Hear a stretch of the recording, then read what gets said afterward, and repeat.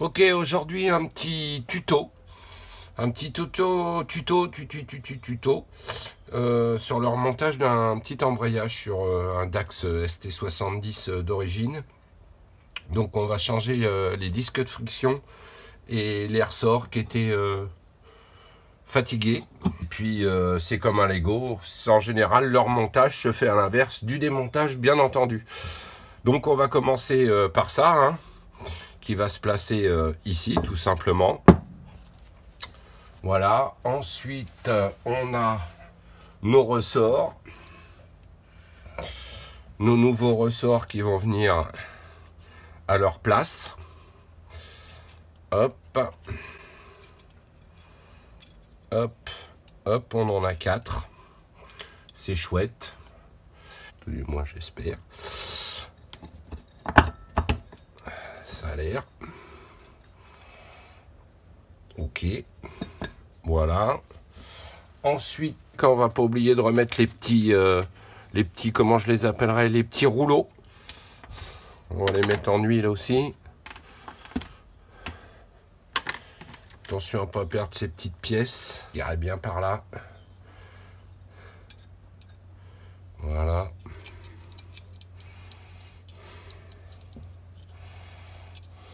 Hop. Et tac.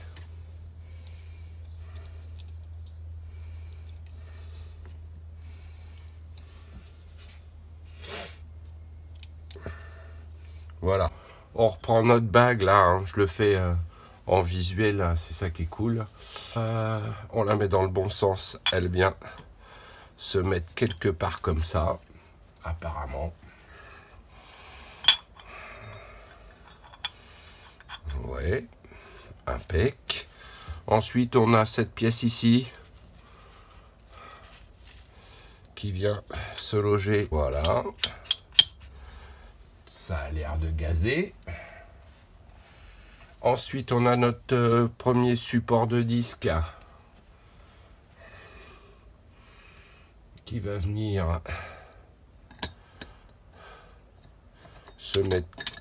Et ben voilà, il se met tout seul. Il a son emplacement. On peut pas le mettre de travers ou quoi aux caisses. Hein. Il a un emplacement bien précis. Hein. On retrouve la forme carrée dessus. On va mettre nos 4 petits ressorts. Ça, c'est les tout... non, ça, c'est les tout petits. Les 12 qui reviennent là, apparemment. On va voir si c'est maintenant qu'il faut les mettre ou après. Hop. Hop. Ici, je vais laisser ça 5 minutes de côté. N'oubliez pas de tremper vos disques de friction avant dans l'huile. Puisque tout ça, c'est en bain d'huile. Mais si on les trempe pas, ça va pas leur faire du bien au premier montage. Et puis une fois que vous savez les deux neufs, hein, vous virez les deux vieux parce que c'est des coups à se gourer. Hop. Voilà. Et on continue notre petit montage. Donc on a mis nos premiers supports de disque, hein. On a mis nos 4 petits ressorts. On va mettre notre premier disque de friction. Alors c'est pareil, vous n'allez pas vous inquiéter. Normalement, ça doit rentrer tout seul. Voilà, un premier disque. Ça c'est celui qui ferme. Ça c'est celui entre deux. Qui doit se mettre comme ça, parfait. Maintenant, un nouveau disque de friction. Impec. Et ensuite, on ferme le tout avec celui-là. Voilà. On voit que ça fonctionne. Et maintenant, le plus rigolo, c'est de remettre le gros clip pour fermer le tout.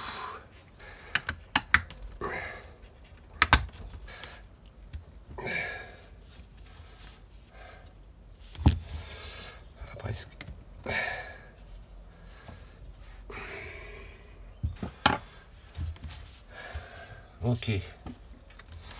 Bon, voilà, ça a été un peu laborieux. Nos petits ressorts. On avait pris des neufs. On va mettre les neufs, c'est mieux. Sinon, ça sert à rien. Parce que là, j'en avais qui étaient plus de la même taille. Et un petit peu distendus dans tous les sens. C'est comme les gros ressorts, hein, qui étaient complètement... commençaient à être un peu écrasés.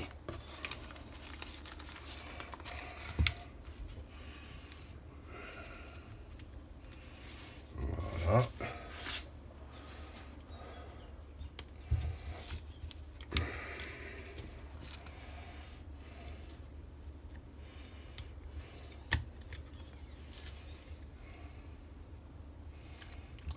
Logiquement, ça va tout seul. Hein. Logiquement. Voilà. Et un petit dernier pour la route.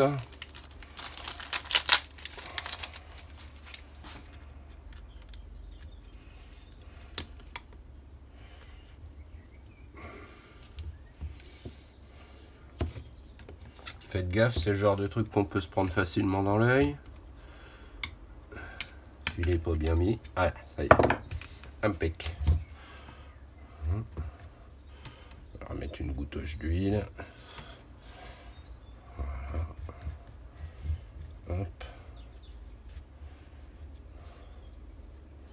Et voilà. Allez, on va passer à l'étape suivante, c'est-à-dire on va tout remettre sur la machine. Ça va ici. Voilà. Impec.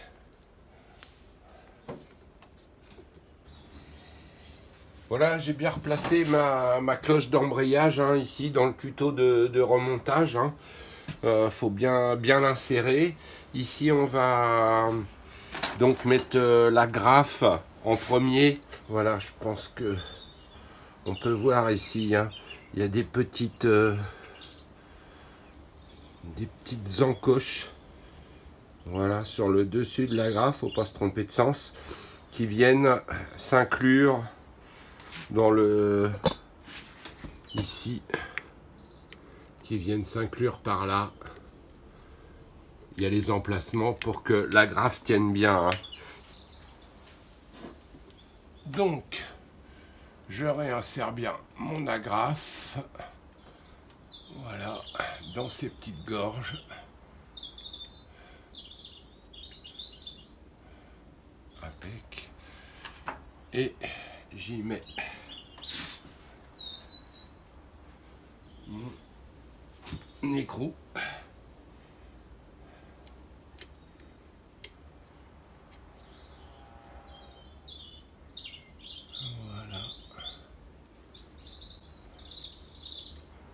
Alors, en toute logique, là-dessus, il y a une clé spéciale pour fermer. Mais bon, moi je l'ai pas, je m'en suis bricolé une. Autrement, ça s'enlève avec un gros tournevis et un petit marteau. Allez-y pas comme un bourrin. Parce qu'elle est un petit peu fragile. Moi, j'ai mis une vieille grosse clé que j'avais pour qu'elle puisse passer dans l'écran. C'est pas mal. Ça fait la farce.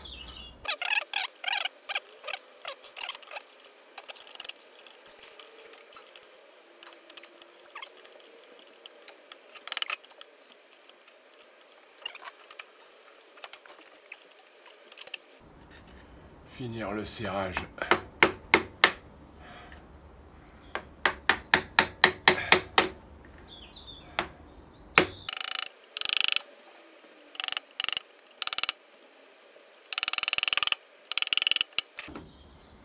Ça m'a l'air pas mal serré.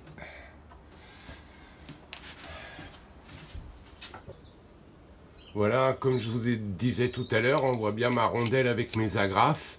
Et je vais venir bloquer ici mon écrou avec l'agrafe qui vient se mettre dans les pattes. Allez.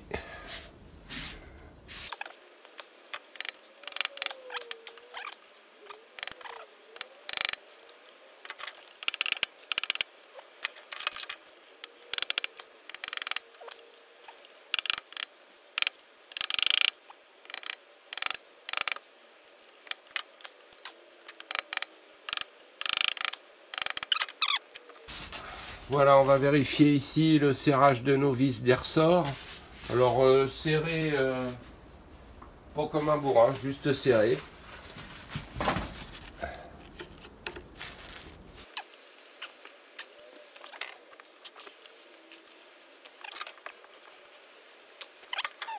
Notre petite plaque armette avec ses 3 vis.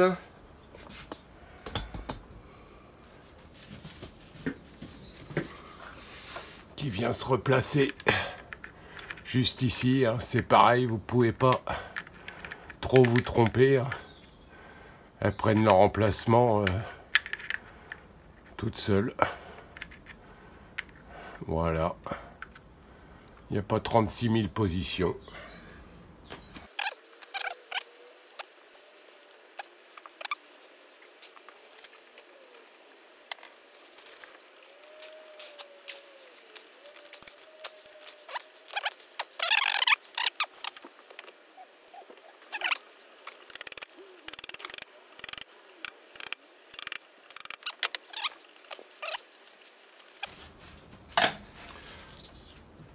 On va redéposer donc le tout petit roulement qui vient se loger tout simplement ici. Qui doit rentrer tout seul, en toute logique.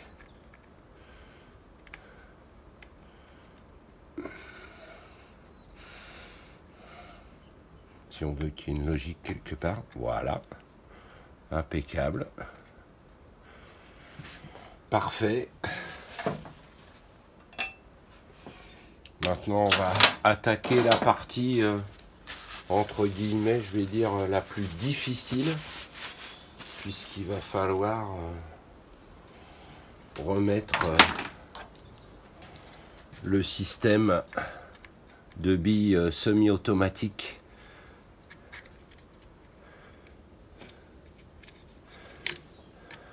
qui vient se loger ici.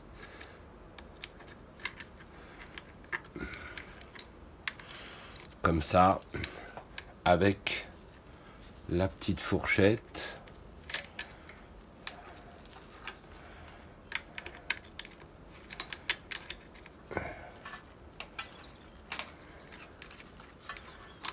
Voilà.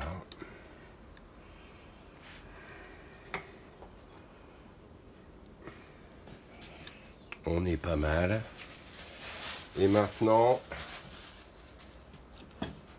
c'est là où ça va devenir compliqué, je dirais, puisque on a ce système là, je vais vous montrer, les billes et qui contient les 3 billes et le système de poussée d'embrayage semi-automatique qui va permettre le réglage de l'embrayage et qui est pas facile à mettre puisqu'il a tendance à se casser la gueule. Donc voilà, on a nos deux petites pièces ici. J'essaie de vous montrer ça, hein, avec les billes qui sont là. Voilà. Qui se mettent comme ça. Et qui vont venir s'insérer ici. Hein, avec un mouvement de rotation, ça va faire changer les vitesses, embrayer, débrayer. Le problème, c'est que cette pointe-là, elle est dans le carter. Et quand on veut mettre le carter, eh ben, en général, ça se casse la gueule au moment où on pose le carter. Et tout est à recommencer. Sans oublier de remettre notre toute petite pièce ici, qui va venir s'introduire juste là. Et ça, je vais vous le montrer juste après. Donc, le but du jeu, c'est de remettre le carter. Alors, il y a une technique qu'on va faire d'ailleurs, pour pas que ça tombe.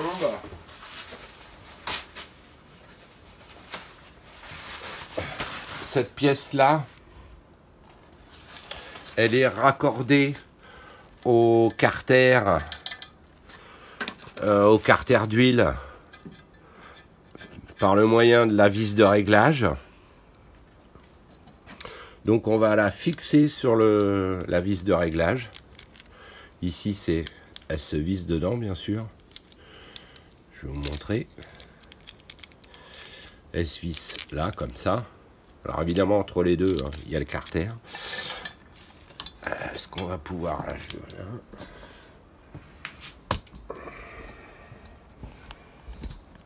voilà. Donc je vais remettre ma petite pièce ici dans mon carter. On a son logement qui est là. Et ici. Donc elle se met comme ça. Voilà. Moi je crois. Plutôt comme ça. Oui, c'est mieux. Et puis... on remet notre vis de réglage. Pas du tout comme ça d'ailleurs. Faut mettre la vis de réglage avant, sinon ça va pas le faire. Voilà. La pièce après. Voilà. Et on visse le tout.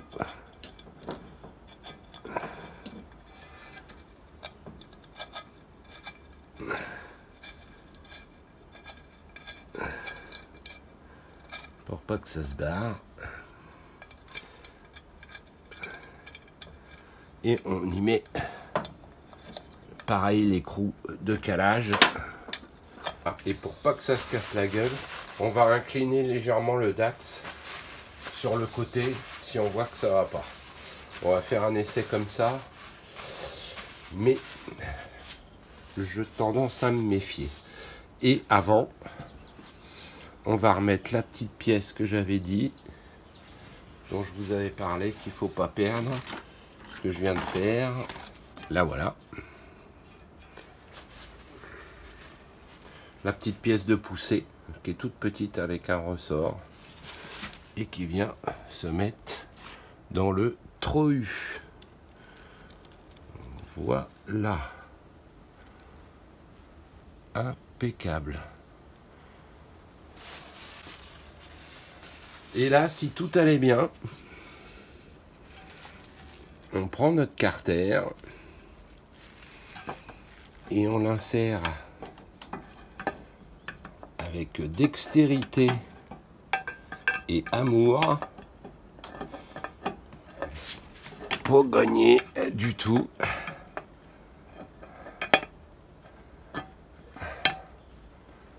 Voilà.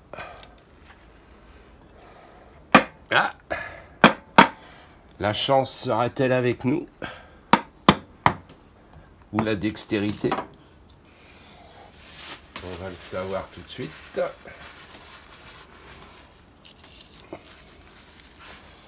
On va mettre une grande. Hop.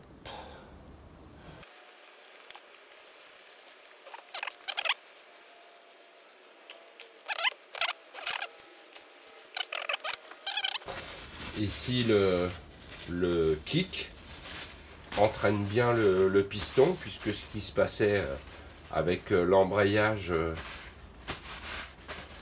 usé, c'est que quand on kickait, les disques patinaient, il n'y avait plus de course et n'entraînait pas le piston. Et quand ça démarrait, ça finissait par caler, bien évidemment. Donc on va regarder si déjà notre kick entraîne le piston. On doit sentir une compression. Hop. Voilà.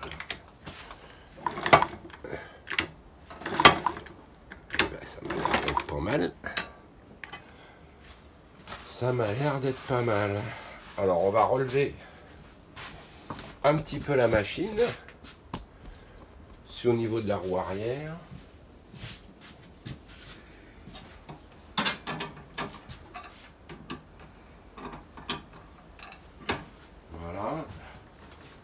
Là, on peut voir que je suis au point mort. J'ai un bon entraînement du piston. Donc c'est pas mal. On va passer. Essayer de passer une vitesse. Je crois qu'on l'a. Non, on l'a pas.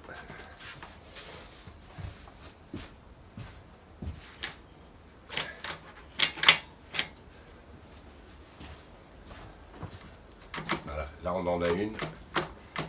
Donc les vitesses. Déjà les vitesses passent. C'est pas mal. On va se régler ça maintenant aux petits oignons.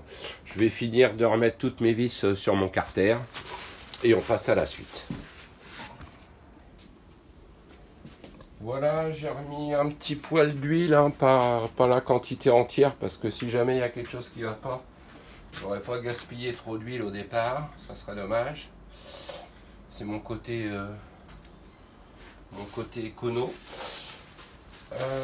Et on va regarder si toutefois, puisqu'il démarrait plus, si on arrive à faire repartir tout simplement la bête, ce qui serait plutôt pas mal. Avant on va le mettre au neutre.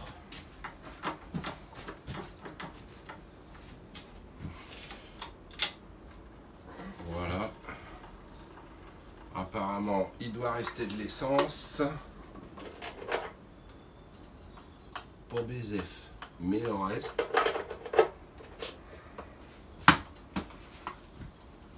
On va mettre les contacts. Et normalement, si on clique, on devrait avoir une étincelle. On va déjà vérifier ça.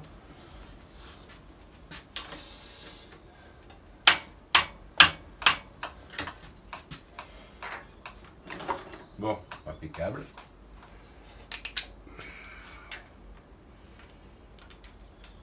On va y remettre la petite bougie.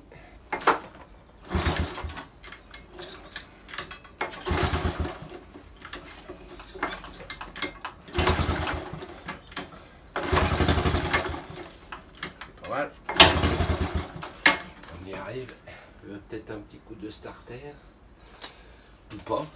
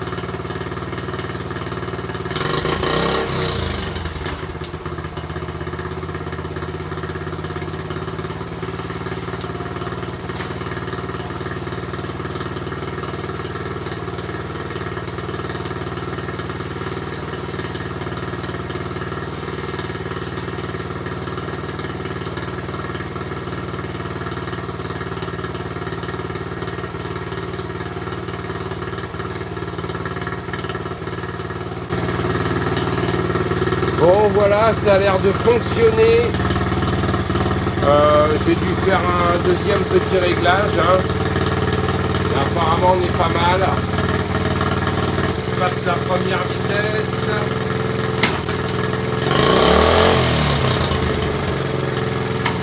La deuxième.